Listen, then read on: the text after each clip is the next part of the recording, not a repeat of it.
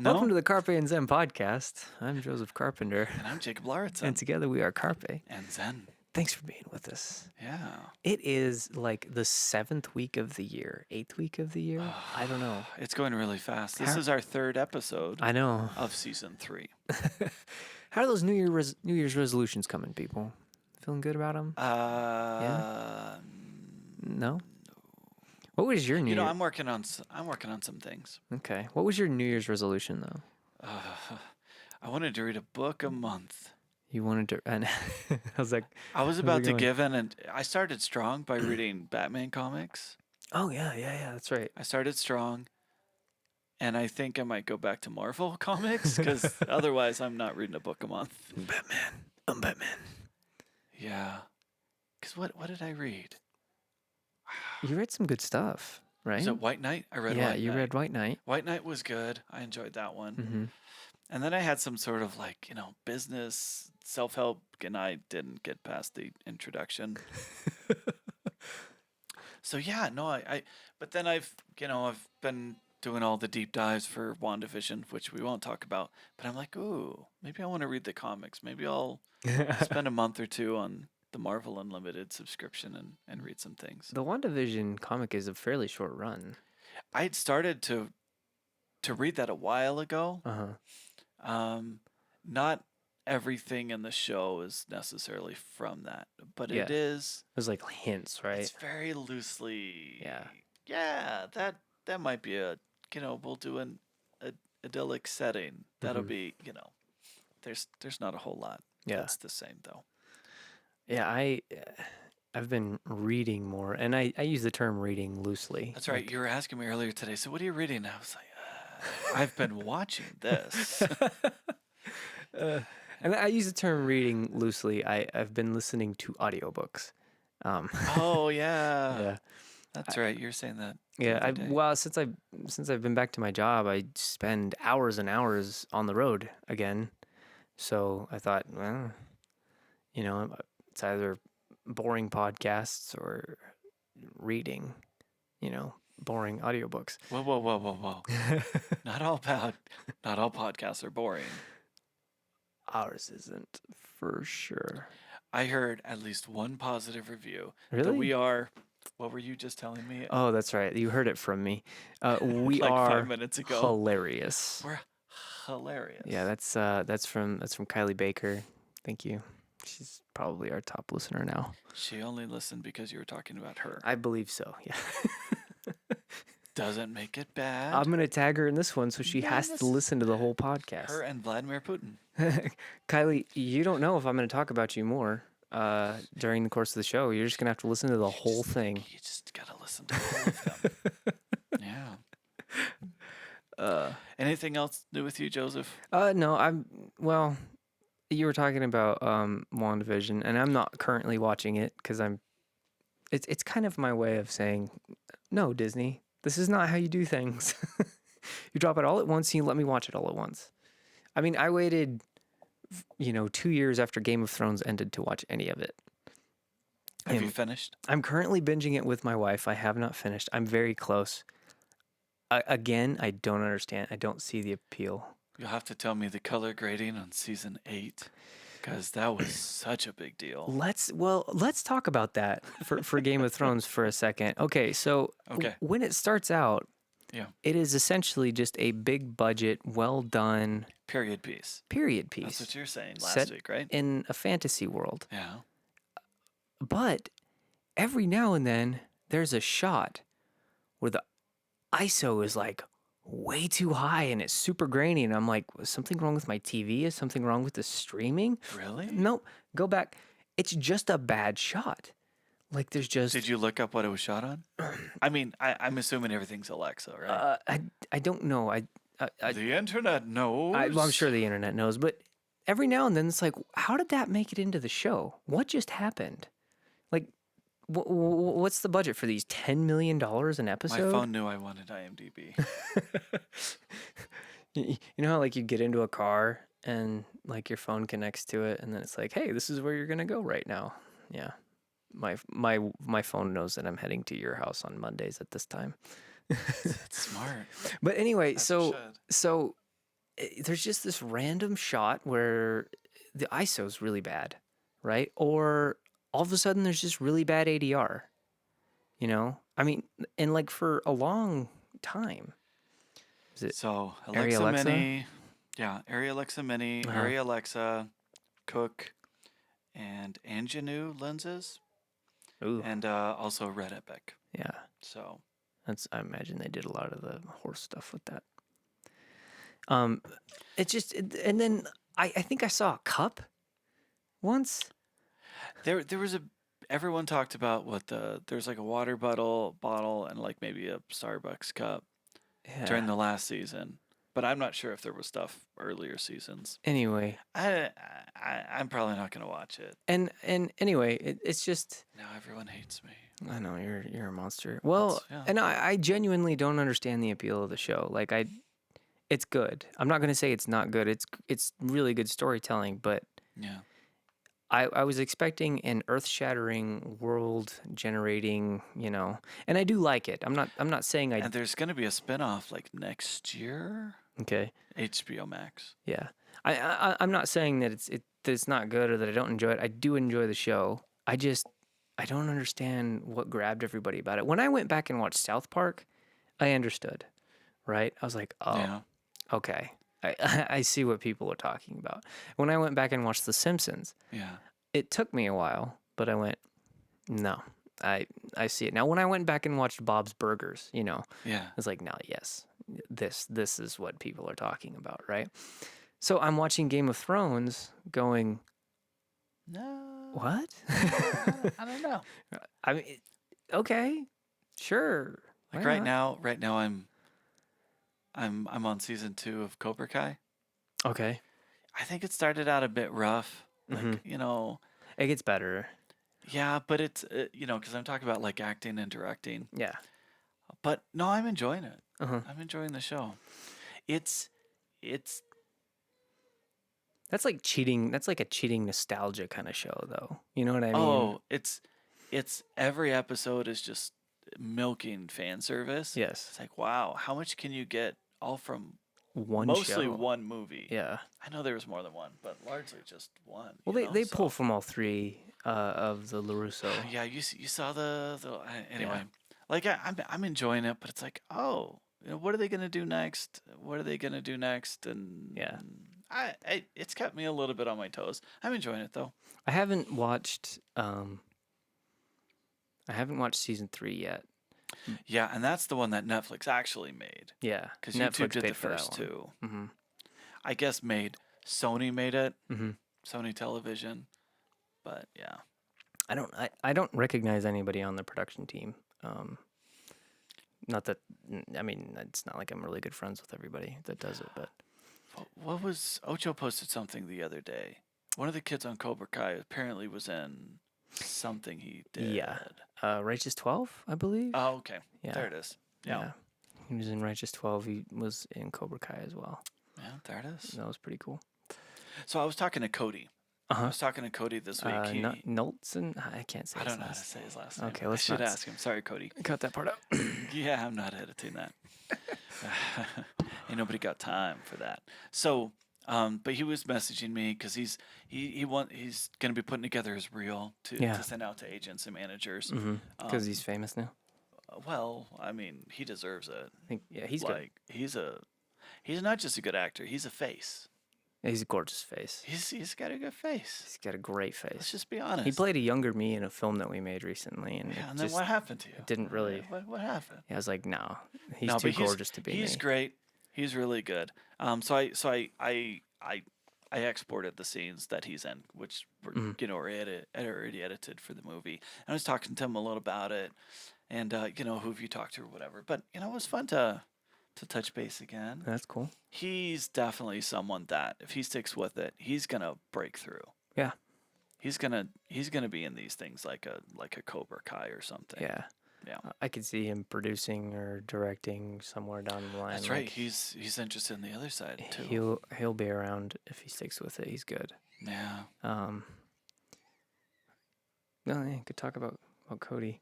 Yeah, Cody's great. He was in The Righteous 12. I haven't seen The He Righteous was in 12 Righteous. yet. Well, they haven't released it yet. I know. They just bumped the date back again. Uh-huh. Originally, it was going to be, well, it would have already been out. Right. Then they bumped it to, I want to say April. I think they just bumped it to July. Okay. So they're waiting for theaters to open. Meanwhile, New York announced today they're going to open up theaters 10% capacity. Cool. Yeah, New York City. That's awesome. And go back to theaters. Yeah. We're still not open. Well, it's not the state that shut us down. Our local chain says there's not enough movies to show. Yeah. So, and they posted it again like 2 days ago. They're Oh, like, did they? we're not out of business. I didn't see that. We're not out of business. That's We good. just don't have enough movies to show. Yeah. Prove it. Open those doors. I'll show up. I'll. Actually, I don't know. It all depends on what the movie is. Yeah. But I mean, I'm vaccinated. I'm ready to go. Oh. Nah, Nice. I feel so. Liberated now that you're vaccinated? No, I just feel like I'm bragging. It's like I don't want to say this out loud. Like someone's gonna get mad at me. I'm a What? teacher. Uh-huh. Arizona has prioritized teachers. Wait, what? For once, they're like in the they Spoken like a teacher. well, we made some national news because people were walking out of the. I say walking out of the classroom. There's a bunch of protests, shut down schools or whatever. Yeah. I never had to do Red for anything Ed. like that. Right. That was here. Yeah, that's Arizona because we don't pay our teachers. Anyway, but they have prioritized on the list. Teachers are high on the list for vaccination. So I've already received mine Yeah. because Nice. I'm a public school teacher. Cool. I haven't been vaccinated. Sorry. Yeah, I'm not in the cool kids club. I guess not. How did yours go? My arm was sore, Mm-hmm. really sore for like 48 hours. Mm-hmm. And I felt just like I just wanted to curl up in a blanket, I just kind of wanted to sleep it off, I guess. So the second time I was much more active, like I had to work the whole day. Mm-hmm. And so I didn't have time to, I don't know, curl Yeah. up in a ball and whatever. But I mean, after 48 hours, maybe a little longer, went away and it was fine. Cool. Yeah, I know other people wildly different reactions, especially to the second Yeah. dose, but I was fine. Yeah, I've spoken to a few people about it. Some people they just sore in their arm. Some people it takes them out for a couple of days. Yeah. So, yeah, I don't know. I did. What did I get vaccinated for? Dengue fever. Oh, before you went to Africa? Yeah, and that was a trip. Yeah. That's like the only drug trip I've ever had in my life. Is that one of the ones where they basically put peanut butter into your veins? Yeah. It's like the super thick. Oh man, it was awful, and it hurt so bad. Yeah. Right? This was like it wasn't. I don't want to say it was before the days of the numbing agents that they put in, but they didn't put one in, and so This would have been what? 03? yeah, probably 2003. Yeah. So normally what they do now, and not all the time, but they'll give you a Novocaine shot that'll essentially numb the skin around what's happening, and then they inject you with the compound. Now, the injection is actually what hurts. It's not the needle prick, because it creates a bunch of pressure on your muscles and everything, and your body goes, "This isn't right," right? And so that's where the pain comes from. So when it's a thicker compound like this dengue fever was, oh my gosh, my arm was numb for It's days. pushing a lot in there. Yeah, my arm was numb for days afterwards. No, it wasn't my arm; it was my butt. I'm sorry, it was like my butt cheek. And that's why they give them there, is because Do you it's a get large. those two confused very often? Well, I got a bunch. Well, I got a bunch of them. Like Butt's hurting I today. got a bunch of them in like there's like 3 weeks where you're just getting shots, right? Like every other day you're getting shots for different things. Yeah, when I went to Idaho, we didn't get any of that. Yeah. But yeah, this one particularly was in my butt, and I remember it was make just sense. numb and hurt so bad. And then I got back to my room, and they're like, "Okay, go lie down, right? And then just take as long as you need." And I'm like, "Okay, whatever." It was like middle of the day. So I got back to my room and like got like really long and elongated, and I started hearing really loud noises in my head, and I saw a bunch of psychedelic colors. It looked like something out of I don't know, Fear and Loathing in Las Vegas when they're in that hotel room and they're just tripping. And that's literally what it felt. I didn't see anything weird. Like I didn't see any creatures or anything, but like there was this loud noise, and I remember like physically covering my ears because it was so loud. And I eventually like worked my way to my bed, and my head hit the pillow, and I just blacked out. And I woke up like 14 hours later. Was that in the middle of the night? No, it was the next morning. Oh, wow. It was the Okay. next morning, and I thought that maybe I'd slept for 4 or 5 minutes. No. Quite. I woke up at like 6 a.m. the next day or something like that. It Oh, was wow. insane. But 14 yeah, hours sleep. it was insane. But yeah, it was awesome. So awesome. Totally recommend it. Yeah. If you're into that kind of thing, I mean, you know, that's maybe you're going to Africa. Maybe that's the way you're gonna go. I don't know. Maybe. I don't even think they vaccinate for that one anymore. I think it's essentially Is it just about? yeah, it's just about eradicated. That's fantastic. So, oh man, it was horrible. So horrible. And it stunk. I don't remember why it stunk. I don't remember. It's lots of weird things, but So, yeah. we're trying to figure out what to talk about today, and we decided there's actually a ton to talk about. Yeah. Do we want to go straight to our marquee topic, or do we want to hit some other things first? Our marquee topic. So we're gonna put like on the title. Jacob and Joseph talk about this. And Yeah, this I is like what that. it's about. Jacob and Joseph talk about how we could make our own Mandalorian set. Virtual production. So Jacob has done this really big. Every now and then we get nerdy about something, right? And it's basically just every now. Yeah. Every twice a month, maybe. Federal government just accepted my taxes. Congratulations. Yeah, thanks. Mazel tov on your Yeah. federal taxes being. I just got a text. Yeah. I still need to file mine. I still need to file the company taxes. Yes, you do. Got everything in. Yeah. Should be good. Yeah. We didn't make a lot of money this year, so we're good. we put a little bit in the bank account, but that's it. Yeah. Yeah. What are we talking about?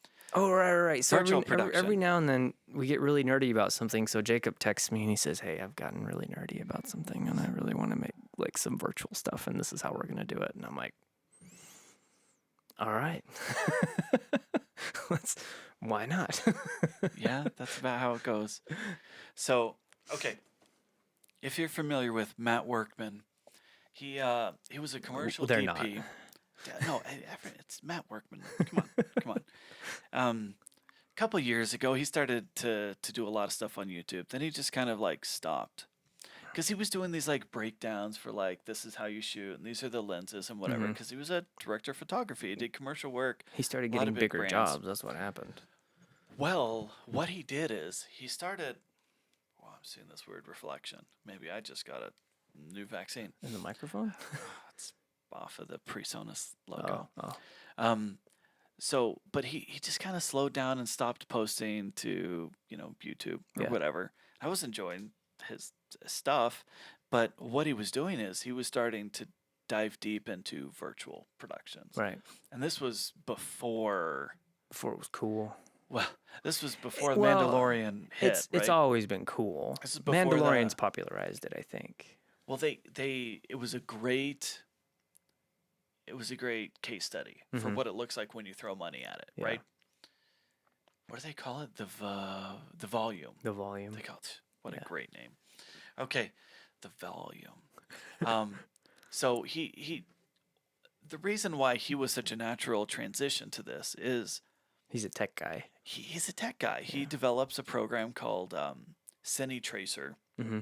which is built off of the Unreal Engine from Epic Games, and it originally started out as a program for you to actually use real lenses and real equipment and real lighting setups to figure out what things would look like. It was Right. it was a program, right? And they started developing it into like you could actually play it, and there's like a crew guy who's got like a rocket pack and he can like fly around. Anyway, but part of this is he was figuring out basically how do you do virtual productions.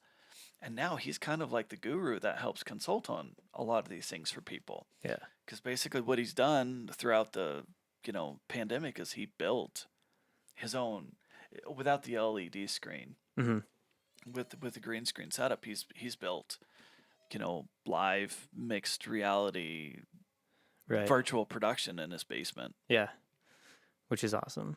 So, And it's pretty darn good. yeah, and I don't know, maybe in layman's terms, essentially what he's done is he's taken first-person shooter video game stuff, swapped out the guns for camera stuff. Yeah. Like instead of being able to aim and zoom and all that kind of thing, it's like this is now it's You can see you the can shoot. actual perspective for cameras. You could do camera moves. You can do all those things. Yeah. Now this is something that you've been able to do for a while in like After Effects, right? He's just kind of taken and applied it to this new thing, and I think this is essentially the same type of software that they used to film the Jungle Book, right? So And there's Lion King. probably there's probably something really similar. Yeah. Now all those, including Mandalorian, it's Jon Favreau. Yeah. It's all Jon Favreau did all these things. And if you go back and you watch the behind the stuff on Mandalorian, you're talking about the things that they learned on Jungle Book and Lion King, they were able to use for Mandalorian. Mm-hmm. And that's true. But for those, they were shooting green screen. They weren't shooting in front of like LED live production with live rendering, Right. which is now becoming a thing. Anyway, so we're not talking about this just so we understand the technology. We're talking about it because we're trying to figure out how to do it.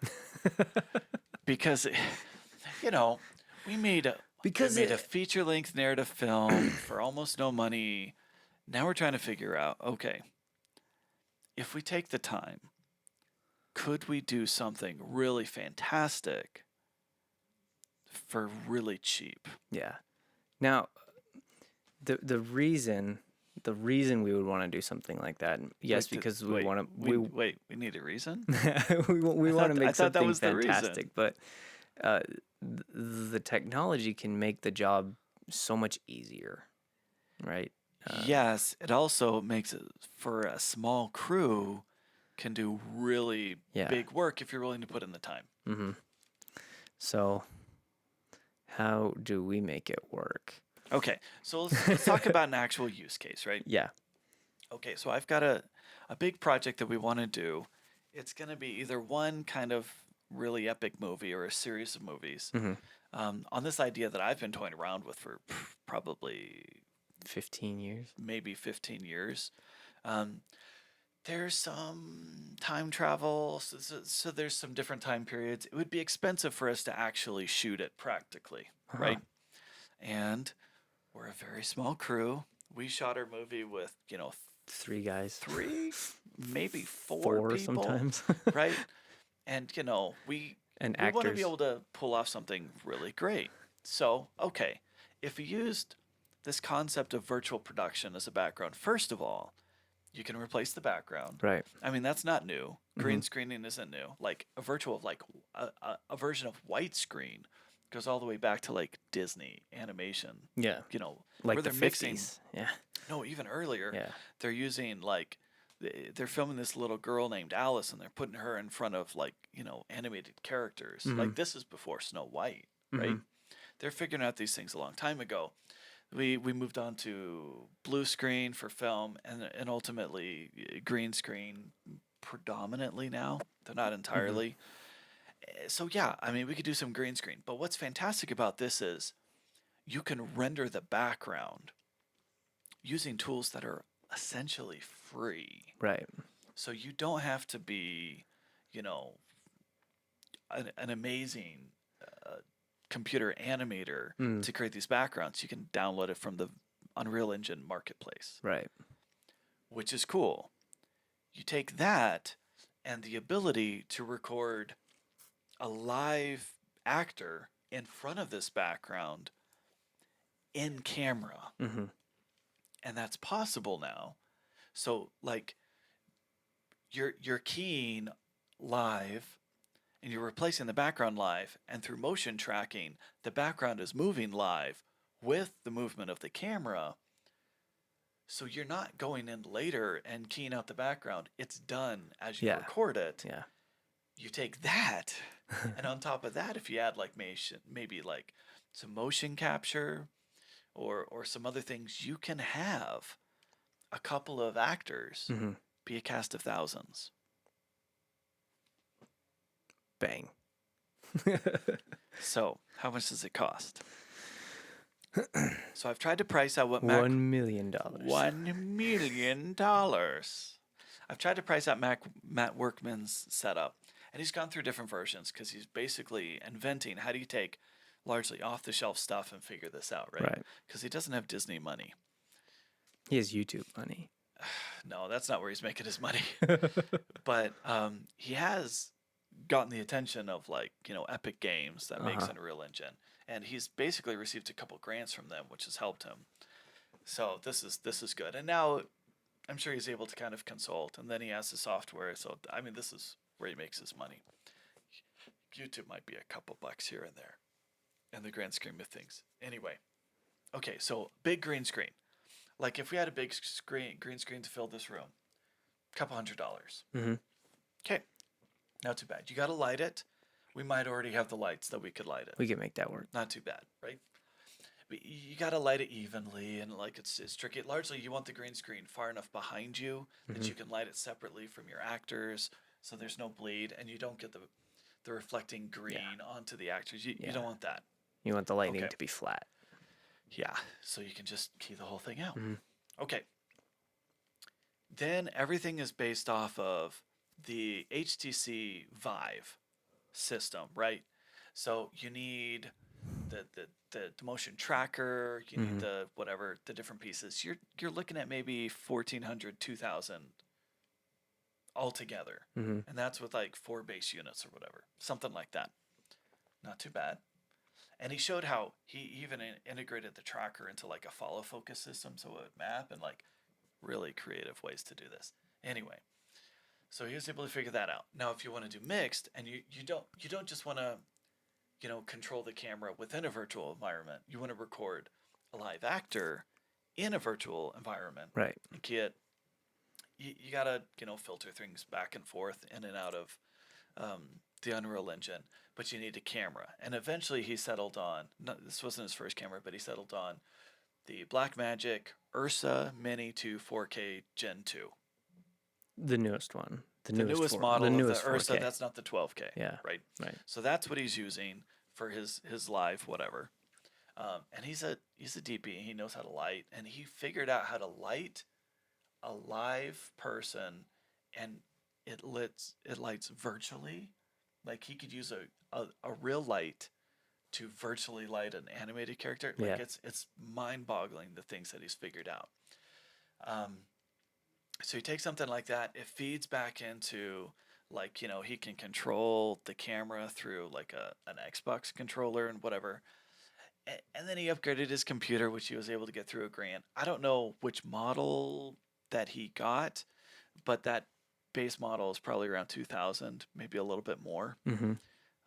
And it can be a lot more than that. Well, he's got a 4K graphics card at least, and I mean, he might have a $2,000 graphics card. Yeah. Pushed into it's the HP Z8 something or other. And you're gonna need quite a bit of RAM. Yeah. So he's gonna be maxed out on whatever that offers, so that it can handle the live rendering, right? Right. So altogether, it's like a $10,000 setup, and it's like, well, that's a lot of money. But then you think about it. Well, wait a second. What's a day on set actually cost? A lot. Yeah. That's actually really cheap compared to an actual film set. Mm-hmm. Like, okay, now this is extreme, right? You take like Jurassic World Dominion, they're probably spending $1 million a day. Maybe more. More than that, yeah. Okay. So like if I can get, a fantastic, like I can make the background anything I want it. I can make extra people behind me if I want it. And with their new MetaHuman software, you can get photorealistic CG characters. And apparently HTC is making lip tracking Mm-hmm. Like, so you could do motion capture, which includes lips, among other things. Now, motion capture suit, I priced one out today. It's about $2,000, but like, you can get assets from the store. You can do all the motion, and then you can act in front. And maybe here's what I'm thinking We can just get practically. ping pong balls and put them all over. Well, yeah, and there's different ways to do it, but like what I have in my head is, the foreground we have live actors, background we have maybe animated characters. Mm-hmm. You make whatever scene you want. You know, if you want to go back to Arthurian times, you got a castle. Someone's already built one. Mm-hmm. And you're messing around with, maybe some bokeh or whatever. That way, when you need to see the background, you see the background, and when you don't, it's just kind of blurred out, and you're focusing on the actors. I think we can get some really high production value. We put, maybe let's say 15 grand into equipment, and then after that, it's costumes Yeah. and it's props and it's Actors. time. And Yeah. you're paying your actors for their time. It's possible. You build your own soundstage. So when are we gonna do it? When are we gonna build our own So soundstage? when are we gonna do it? Ugh. No, we can back away from that. But like, I'm seeing how it's possible. That might be enough money we could raise. We could crowdfund that much. Yeah. If we had a specific film or something in mind. Yeah. I'd we love to know have our people own. who've recently Yeah. crowdfunded close to that just for a short film. Right. Yeah. That'd be awesome. Get us some gear. I would love a soundstage. Just a stage, an office that we could work out of. That would be nice. It would be nice to have a dedicated space. Yeah. So how tall would we have to go? It'd be nice, to get 15, 20 feet Yeah. in a perfect world, right? Well, my wife is like, we're building a house, right? And I told her I need 15 feet in the basement ceiling. And she's like, no, That's a really big hole. you can't have that. And I said, no, I need it. And she said, no. So the basement's not going to work. I'm just going to throwing that out there. When I was talking to her, she promised I could have some space in the basement. I feel like that's pretty good. She's just trying to kick me out of the basement. That's all. If I'm down there, does that force you up? No, if you're down there, we're just going to be hanging out. Yeah. She's going to eat her words. She doesn't listen to the show, so. I felt so cool that she promised that. I'm like, you know what? Next goal, I want one of those bedrooms upstairs. Like the main floor, I want one of those. I'm going to get one of those. Yeah. I was trying to talk her into it like I'm working towards it. a spire, with that was a library on the west wing of the house. She was like, no. Why not? And I said, but every house needs one of those, Okay. So out of context, Mm-hmm. show her the Hocus Pocus house to where it just keeps going up and up and up. Or like Princess Diaries with all those like weird goofy loft things. Yeah. That would be pretty epic. That's what I'm trying to do here, bro. In She place does- of a soundstage in the She basement. doesn't like it. It's round. I don't know. She just doesn't like it. Anyway. But in practicality, I'm sure we could work our way up, right? We can Yeah. start by we can actually, we could set up a green screen. We don't need to do live motion tracking. Right. We could just try green screen and say like, can we make a background We've in done Unreal Engine? We've done green screen in the past. We've done some computer animation and added and Uh-huh. composited, like really early days. We did some of that stuff. Mhm. We've done lightsabers. We've done some special effects. Mm-hmm. I don't know that we've done legit green screen. Well, We've I guess I've done a little. we've done bit. background replacement. Yeah. Yeah. I've done But it. like, if we built out a nice green screen, like for one, like the podcast could do it, right? Yeah. know? But then, like, can you imagine? But Like, this you is take the cool. fire effect, you put like some castle behind us, and we. And it's just on fire the whole time. Just burning. It's like, welcome to Valhalla. I love this idea. Yeah. I'm No, okay but with that. Yeah. I think we could I make don't that know. work. I don't know. Like, but I think, obviously we'd want to work our way up. Probably Yeah. spend a couple years, testing things out until we go all in and we're like, all right, we're going to do our, Well, Or a couple $1 million feature for, yeah, 20K I think we could. Like I said, I think if we had the right idea for a short, to test it out. something to showcase what Yeah. we could do with it. You know what I Yeah, mean? I think we start without motion tracking, because then if we're just dealing with trying to match lighting in Unreal Engine, like, okay, I think that's a step one, Mm-hmm. and then from there we can work our way up to adding some sort of Vive or Oculus, and Yeah, that'd be fun. yeah, That'd be a lot of fun. I think that could be really good.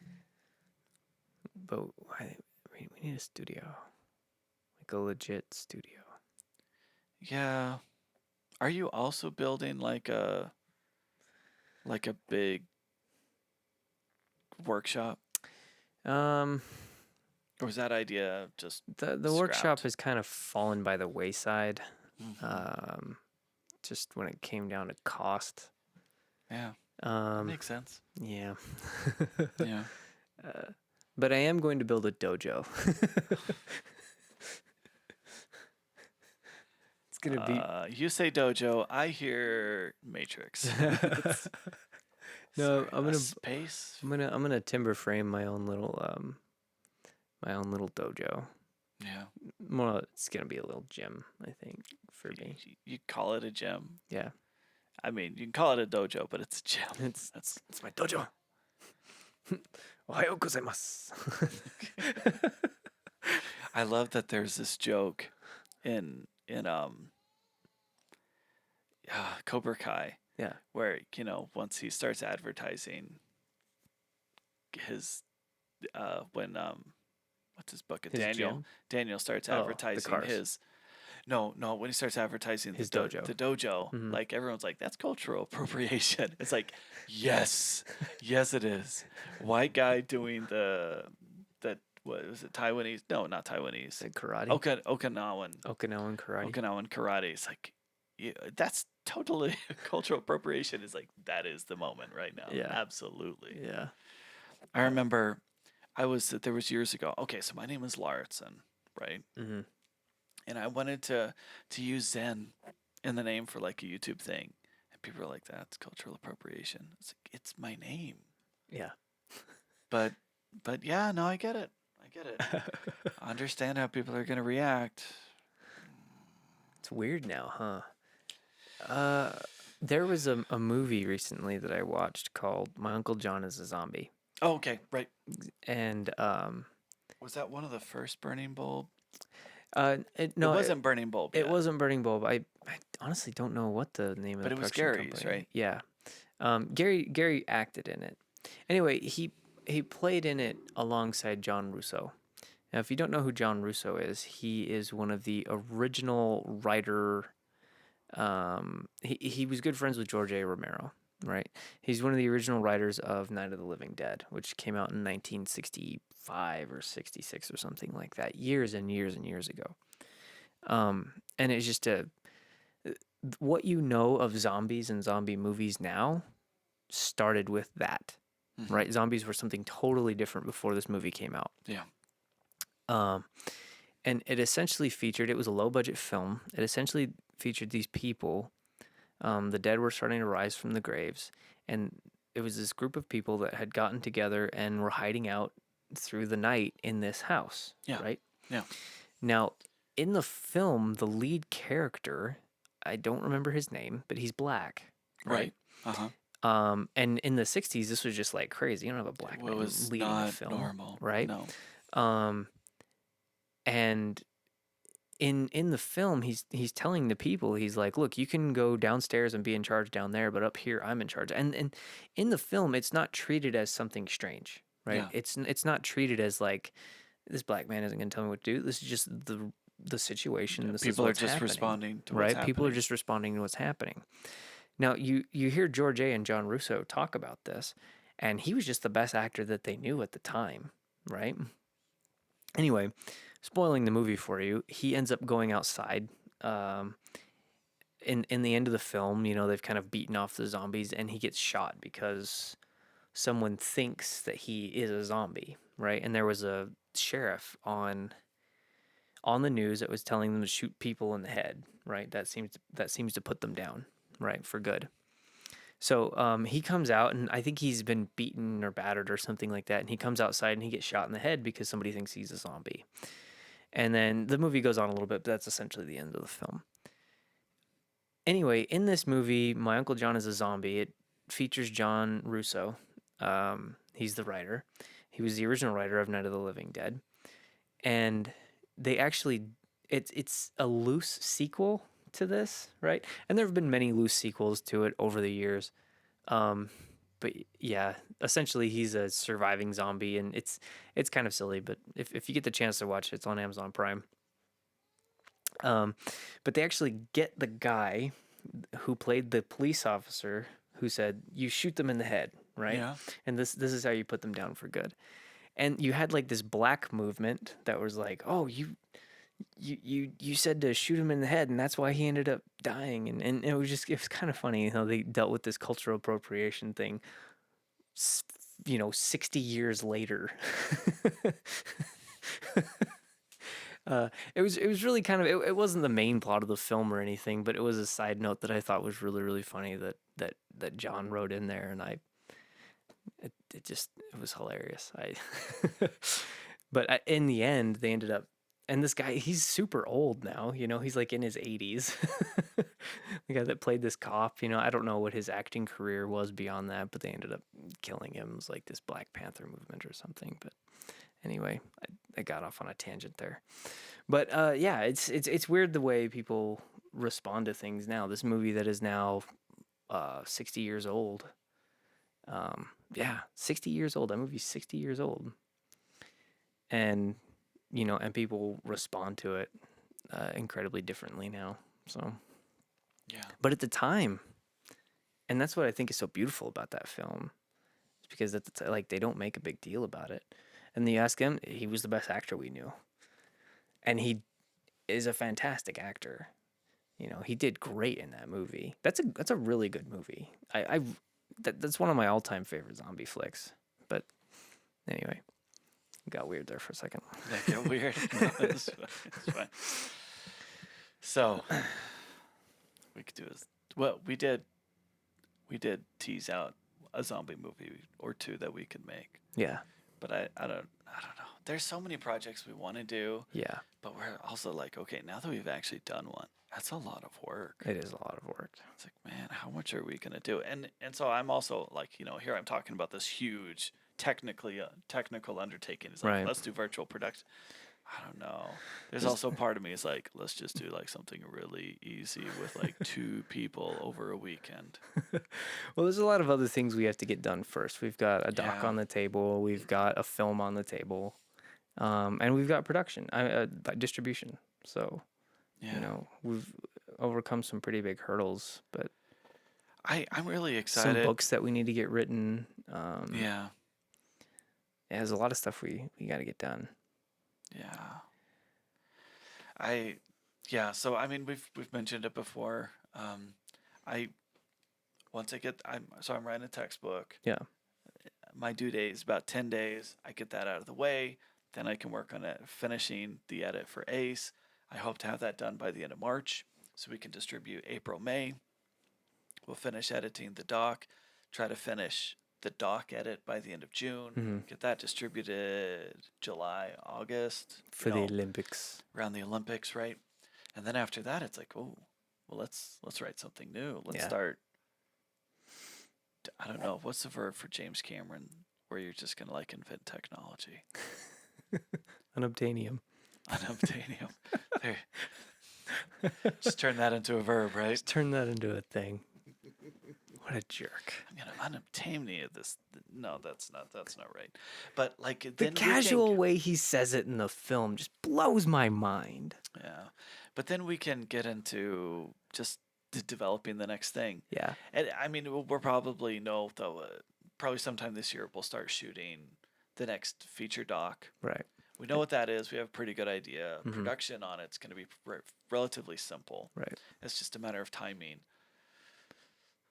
I think that's going to be a good one too. I think that's a story with a lot of It's a great potential. story. Yeah.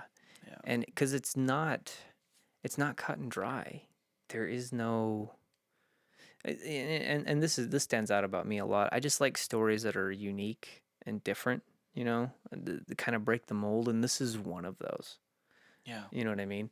It's a unique story that everyone's going to be familiar with because there's no such thing as someone that hasn't struggled with things like this. Yeah. And then with having the failures and the successes and the failures and successes, it's going to be a good project. It's this our friend, his life is a metaphor. Yeah. And that's the doc. Yeah. Yeah. I like how cryptic we're being. I know. So Wait until 2025 when the doc comes out. I don't know about that. But yeah, man, there's so many projects we want to do. There's probably about 10 all together, and these are just ideas that it's like, man, we can finally do this, right? Yeah. I imagine somewhere in between, we'll probably do some really easy stuff that's just us. Yeah. Where we're acting something silly in front of the camera just to be done. Yeah. I keep thinking back, and I know he's like a hiss and a byword, if that's the right phrase. Joss Whedon. I just love this. I don't know the right phrase for this. Joss Whedon is, everyone hates him now because the cast of Buffy started talking about how he was a total jerk on set, and among that's not a complete explanation, but regardless, right. I love hearing the story of how he got people together and they shot a version of Much Ado About Nothing over a weekend. Mm-hmm. And he, it was modern day, set it black and white, and I'm like, man, we could totally just do a Shakespeare. Like, we take a script that's already written. Yeah. We could just, and I don't have to, no one's going to come to me and just like, well, this is the Shakespeare state. No. I know this is free and clear. And all we got to do is modernize this thing. Yeah. Like, all we got to do is figure out how to actually shoot this thing. Yeah. Leave it up to the actors to actually deal with the memorization. I still like Romeo and Juliet. I hate it. The 90s one. Oh, the Baz Luhrmann? Yeah. It's so much fun. It's good. It's eccentric. It's ridiculous. Yeah. It is so ridiculous, but I think he captured I think he captured how ridiculous the Romeo and Juliet story is anyway. Yeah. Right? So, okay. So here's one of my ideas. I want to do the punk rock opera version of Shakespeare. Okay. Called Fat Chance Romeo. So Does this sound familiar? I think so. I think we've this talked idea's about been around before. forever, right? I mean, the beginning is basically it starts underneath Juliet's window, right? Romeo sets up, his guitar, whatever, and his he's all Ramones and everything.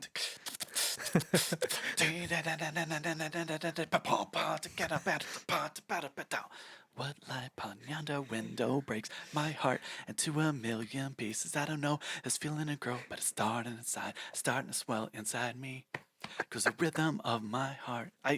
So I've kind of figured this out. Yeah. Anyway, so he's singing to her underneath her window. She calls the cops on him because she's not having it. Fat Chance Romeo, you've got no chance with me, bro. Even if you were the last man on earth. So it's like 16 candles. Give up, get a clue. Whoa, what? You're a Montague. Let me try. Did you forget that I'm Capulet? And 3 right words just won't strike a chord with me. Now. Anyway. So I've had this song in my head for 15, 20 years. Anyway, so it's the punk rock opera of what happens after she says no. Right. But then it's an amalgamation of a bunch of Shakespeare things. Yeah. I want to do the rock opera, the punk rock opera. When was the last good rock opera you saw?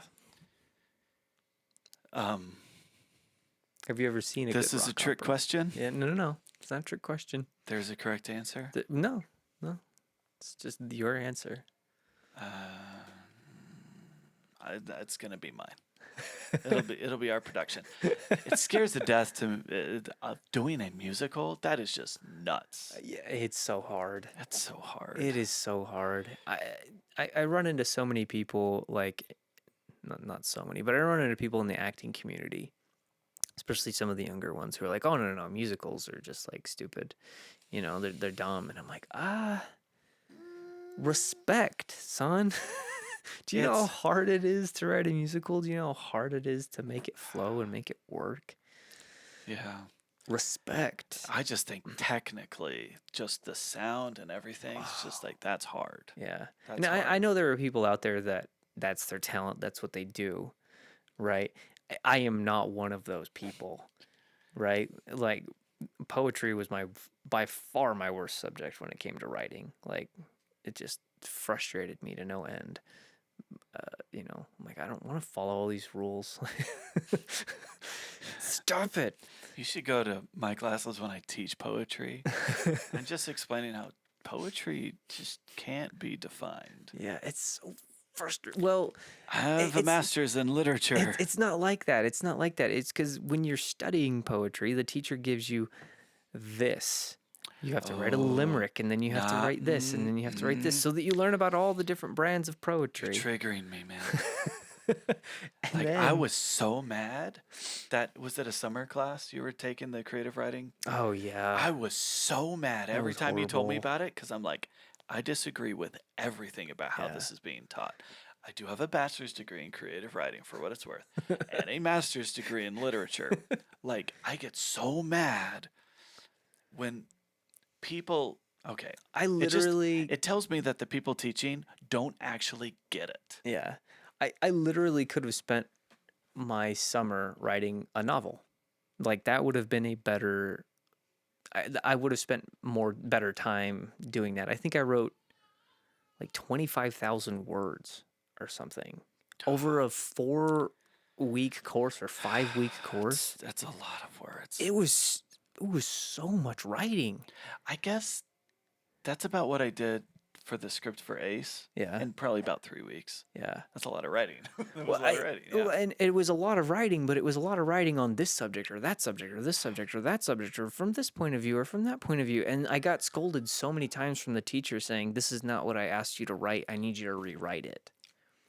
And I was like, "Are you kidding me? Like it's a creative writing course. Let me be creative."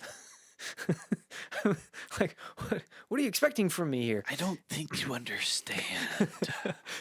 But You don't you don't just write creatively. you write what I tell You you have to to write learn it creatively. first.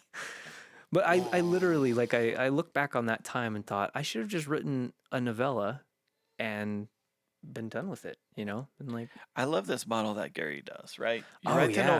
the novella is written to be a script. Mm-hmm. You tweak it, now it's a script, now you shoot the script. And you've got both. Yeah. We're totally gonna do And that. now he's getting everything in audiobook. Well, we could do that too. Yeah, we could do that. I mean, Like literally. that is the perfect mic for it. Hello, gorgeous. Yeah. Yeah, no, I love his. That's the way that I think we'll operate for a Yeah. while. So, So it's just brilliant. so you're gonna write the novelization for Ace. I am. I should probably get started. Yeah. And then I'll write up Timeless. Mm-hmm. And then with the intent of that turning into a script. Mm-hmm. It's gonna be more than a novella probably. But yeah, then we're off to the races. Yeah. I think Ace, I'll probably beef it up a little bit. Oh, it needs it. Yeah. It needs it. And it doesn't have to be word for word what we Yeah. actually spoke in the movie. But Right. I'm reading Ready Player One right now. oh, right. You recommended it to me years ago, and I just never got around to it. I like that book. Um, Ready Player 2's out now. I yeah. haven't read that yet. I Though. haven't. I'll definitely be reading Ready Player Two when it comes out. But there are parts of Ready Player One, the film, and then the book. There are parts that I like better and parts that I like worse. I like how compact the story is for the film. But the sprawling world that he creates, Yeah. and the author very clearly has ideas on what the world is and how it's doing, and he plays with it a lot. He goes back and forth between the characters. You follow Wade in the book, and he just has this very dismal look on the world. Yeah. And that's how, and you see it through his eyes, and then you start to see it gradually through other people's eyes, and good authors can do that, and that this guy's a fantastic Klein. I can't remember his first name, but Ernest? Ern- I'm probably yeah. wrong. Anyway, but yeah, he's really good at it. He's like Brandon Sanderson does this really well. You know, like he'll introduce a I met him character. once. Yeah, you did meet him once. Yeah. But yeah, I'm really enjoying the book. It's a lot of fun. Will Wheaton is the is the He does voice. it? Yeah, We liked Will Wheaton yeah, when he was at Comic-Con. yeah. That was awesome. He's pretty awesome. But yeah, he's the narrator, and it's like I said, I spend hours and hours in the car just listening to Will Wheaton's voice. It's fantastic. But yeah, I'm There's worse excited ways to for spend your day. yeah, I'm excited for Ready Player 2, and I was going somewhere with that story. But yeah, just the way it's been beefed up, I really enjoy how he beefs up the world, and I think that's something I'd like to do with Ace during the novelization. There's so much that can happen Yeah, to really flesh out the ideas that we had that just didn't make it into the movie. right. Yeah. So I've got multiple versions of the script that I'm gonna pull from, right? And then Yeah. yeah, I should probably start writing. Start turning in chapters. This is so hard for me because it's my baby. And it's like, here, take my baby. Take my baby. What are you going to do with it? Oh, don't do that. Don't do that with my... Why? This is not your baby. This is my baby. Ideally, you'll be editing. I'll turn in a few chapters and you'll go, no, I don't like this. And then I'll go back to the drawing board and It's all wrong. this isn't working for me. Yeah. But then we'll be able to sell it together. Yeah. Boom. And that'll be great. That'll be awesome. Because it's all about the money. Yeah, no. No, that's just, there's no money. Clearly not, no. There's no money that's going to happen. No. But it'll be nice. It'll be nice to have it out there and be So like, speaking of money, that was something we did. are we going to get a Blackmagic Pocket Cinema Camera I don't 6K know. Pro? I don't know. I like the ND filters. I I like the know. internal ND. Uh-huh. The screen is good. Yeah, the screen I is like great. that the they've touch fixed the power. the touch screen is good. I mean, a second audio, like a mini XLR, that's good. I don't know that we would use it. Yeah. I don't know. I mean, we already have a monitor. Still want something more cinema based. Not like a red or anything. I think it would be nice to have a red, but Like a Komodo. there's so much stuff you have to get when you get a Komodo. Yeah, I mean, there is. We already have EF glass and then one RF lens and adapter. Like, so we have things. Yeah. And it does come with an adapter too. And but I think I'm going to invest in more glass. RF, because you want to go all in on RF, right?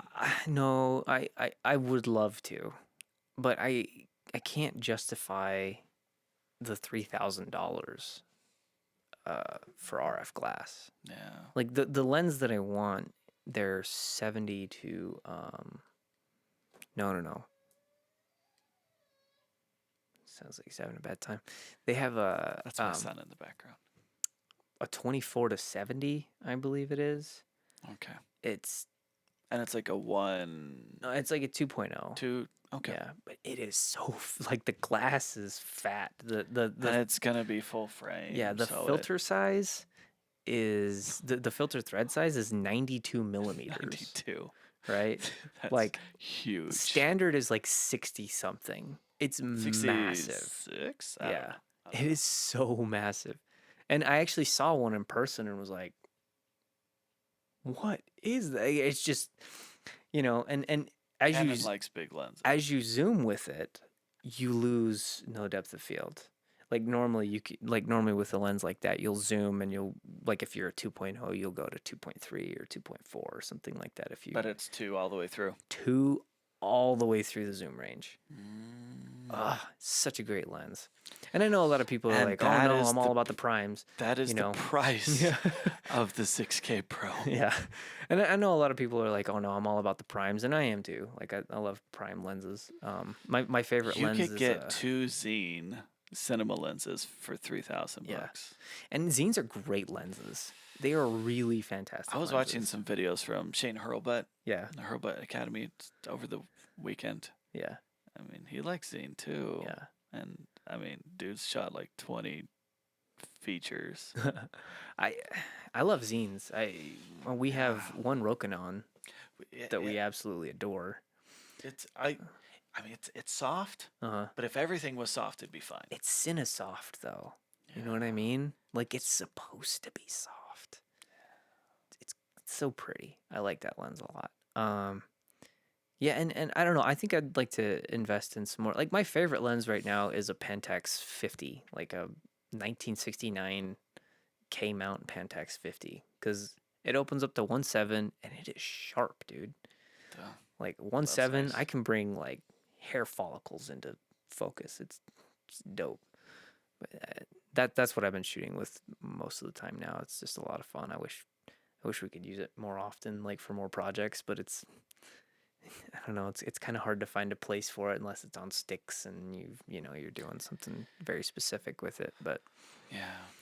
um, yeah, I would like to get some more glass, and EF is probably the way I'm gonna go because EF glass is still really good. It's It's gonna convert to RF. Yeah, It's it's not really gonna be a affordable problem. right now. I mean, not really affordable, but you can get it for decent prices. You can get a 1.285 for The 6K Pro ZF. yeah, yeah. The 6K Pro is EF, so that would be nice. But I don't know. I just want something slightly more cinema dedicated. Just don't know what that is for us. Yeah. Is it an Ursa? I don't know. Is it It a it it that we might be pretty happy with like a 4K. Sorry, the 4.6K Gen 2. yeah? And obviously, that's like 5-6 Yeah. thousand, but it's Is it a Canon C series? Is it? I don't know. like the C70, Yeah, the C70. Yeah, which is RF. yeah. That's a great camera. I've been seeing some stuff I that I people are do making with wish that. I do wish, and I know this is nitpicky. Like you could shoot ProRes, but you can't shoot any I flavor know. of RAW. Yeah. I think that'll And be remedied. and I mean, now that I finally got my hands on the Blackmagic 4K, Uh-huh. I can play with RAW Mhm. and see how I actually feel about it. I mean, I've only been recording basically in And ProRes, ProRes. but I like how it grades. Yeah. I'm learning. I'm learning. And I mean, is there a I don't know. Is there a red out there for us? Cuz I've Like a played with some Scarlet something or I've other. played with some of their footage, man. That's so much fun to be able to do that. Changing the ISO in the middle of like on footage that's already been shot. Yeah, That's right. great. I did that with the 4K just to see it, and I mean I haven't installed the full version of Resolve Studio yet Yeah. because I'm getting a different computer and I want to put it on that one Mhm. instead. But At you know what work I'm most or excited? here? Yeah, you know Okay. what I'm most excited about? Noise reduction. Yeah. That Because that's what I want to do. yeah. The Sony technology that they're using in that is brilliant. Have you seen Sony's noise reduction software? Oh, dude, it's so good. You can shoot at like 1800, 2000, and then just turn it off. And then just turn off the noise. Yeah, like when I'm shooting with the 4K, I'm trying to shoot at the two native ISOs, Uh-huh. either the 400 or the Or the 3200. 3200. Yeah, I'm trying to do that, and it's definitely there's less noise, and it's Mm, kind of surprising how little noise you can get at 3200 right. because it's natural. Even in the dark or Um, yeah, yeah, but like I like low. I like a low ISO yeah. when I can pull it off. Well, yeah. I mean, I think every good filmmaker does. Maybe not good filmmakers. I think everyone that edits does. Yeah, Ace is moody. Yeah. Ace is super moody, but just that I the think the the high R we yeah, shot it on the R and it did a great job. I think well, we also took our time lighting. Yeah, and honestly, I rushed it. We we could have taken more time Mm, and gotten a lot more out of it. I'm sure we're gonna have something a little more cinema quality next time around. And I think it'll be worth it to really light that well. It's gonna get such great footage, and the movement when we were moving, it looks so good. Yeah. Yeah, I don't think we Next shot. time. I don't think we shot anything higher than 800. We didn't want to, Yeah. because like we tried to limit. It's like, okay, we're not going above 8. Yeah, we had some night scenes that were tough, but Yeah, we might have gotten to 3200 yeah, for some of those, but but it is what it is. beyond that, We had like very they little light. don't look noisy. You know what I mean? It really doesn't. They And look we have clean. one stupid pixel that we need to Yeah, work on. haven't figured at that some out point. yet. Add some muzzle flash. Yeah. Yeah. Anyway, Getting close. Getting so close. many projects. Getting close on I it. guess But we probably man, should it's wrap good. the show. Yeah, it's time. Yeah. Man, I mean it's getting close. Mm-hmm. I feel like we've learned so much on these 2 projects that Yeah. it's when we get in over our heads next time, we're gonna have so much more to build off of than what we did before. As soon as we start something else, we're gonna go. Dang it, we're in over our heads. That's what I do. I've been trying for like the last 6 months to like, okay, let's settle down and just focus on what I want to do. It's Right. for my mental health because I was too stressed out. I'm getting close. You can do it, buddy. I believe in you. But I'm gonna get the itch again. It's like, ooh, That's okay. Let's shoot something. That's okay. Let's shoot something. Let's get the itch as soon as we get some stuff out. Yeah. I guess technically we could shoot more on our doc that we have half shot about actors. Yeah, we actually could, and I think I like half shot that. I think we need footage getting from more us. burning bulb stuff would be interesting. We need to Yeah. do our bit. Like Mhm. I think adding more to it could be a really cool thing. Yeah. Yeah. Anyway, we're just We're just it's like, blabbering at this thanks point. for sitting in on our private conversation. And that's really all this podcast is, I think, is Well, maybe there's someone out there, and I remember a story on the last one. I reached out to her, said, "Hey, do you want to be on the podcast?" She never answered. story. Yeah, your sister. I was glad when I saw that she'd watched it. Because she like took a picture. It's like, here I am in Hong Kong listening to this. It's like, yeah, that's really awesome. Yeah. I hope she listens to the next one. Yeah. Yeah. I Well, hey, seriously, you should come be on the show. Like we'll Skype it in or something. I'm ready to start figuring that one out. I think it'd be And fun. when we get ready for distributing, I want to have a guest a week from the cast. Yeah, So, that'd be awesome. all right, let's wrap this thing. Well, guys, thanks for being here with us for episode 3, 3. season 3. Yeah. Yeah. We really appreciate all of you that actually listen to the show and are actually here for us. Thank you a lot. It's been fun for us. We're going to bring you a lot more content this year.